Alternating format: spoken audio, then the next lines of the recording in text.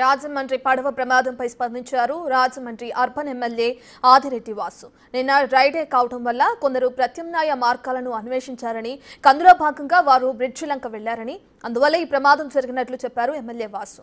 మృతుల కుటుంబాలకు తన ప్రగాఢ సానుభూతి వ్యక్తం చేశారు. ఘటన జరిగిన వెంటనే హుటాహుటిన ఆదేశాలు జారీ చేసినట్లు కూడా చెప్పారు. ఇక బోటు ప్రమాదానికి గల కారణం తమ ప్రభుత్వం స్ట్రిక్ట్ గా ఉండటమేనన్నారు.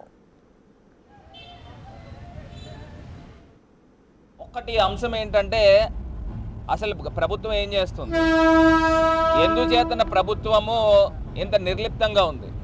ఇప్పుడు ఇక్కడ ఏపీ టూరిజం వాళ్ళకి సంబంధించి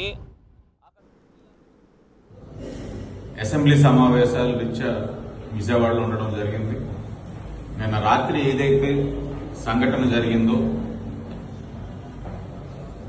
ఈ యొక్క మద్యం సేవించడానికి అలాగే ఇతరితర కార్యక్రమాలకి రాజమహేంద్రవరం ఆ ప్రాంతం అలాగే కొవ్వూరు ప్రాంతం నుంచి హ్యావ్లాక్ బ్రిడ్జ్ దగ్గర బ్రిడ్జి లంక దగ్గరికి వెళ్ళడం జరిగింది.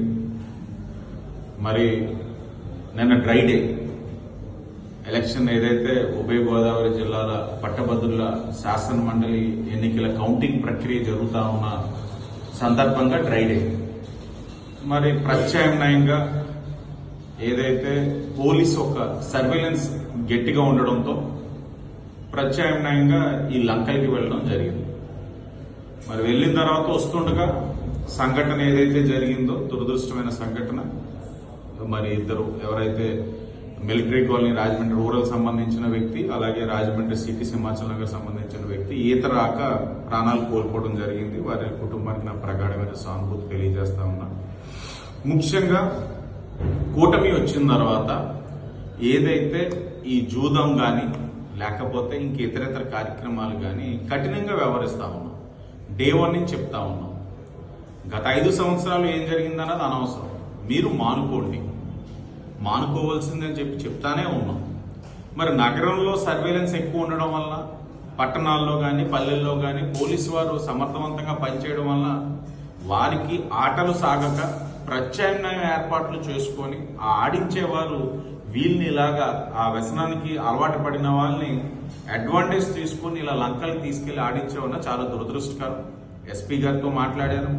సంఘటన జరిగినట్టే రాత్రి కన్సర్న్ ఏదైతే స్టేషన్ ఇన్స్పెక్టర్ గారితో మాట్లాడాం.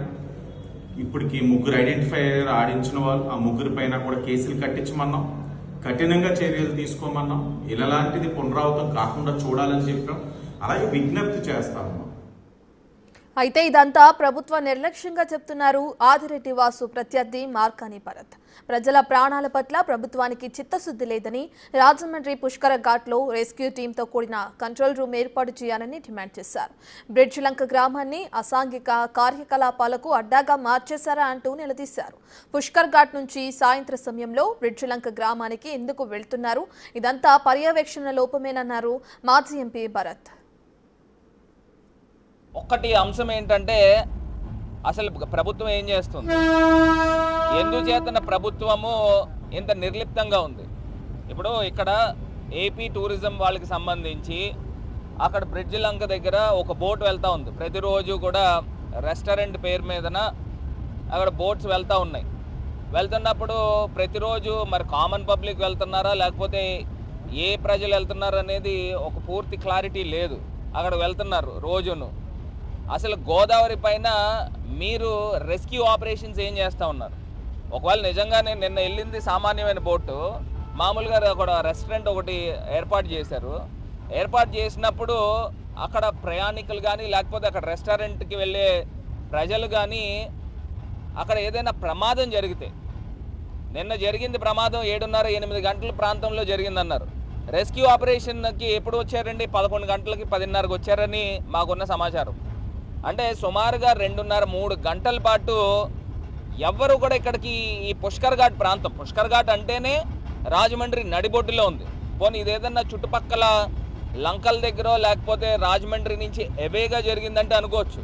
రాజమండ్రి నడిబొడ్డులో ఈ పుష్కర్ ఘాట్ ప్రాంతంలో 6th పిల్లర్ దగ్గర బోట్ తిరగబడిపోయిందని చెప్తా ఉన్నారు. మరి ఇది ఎంత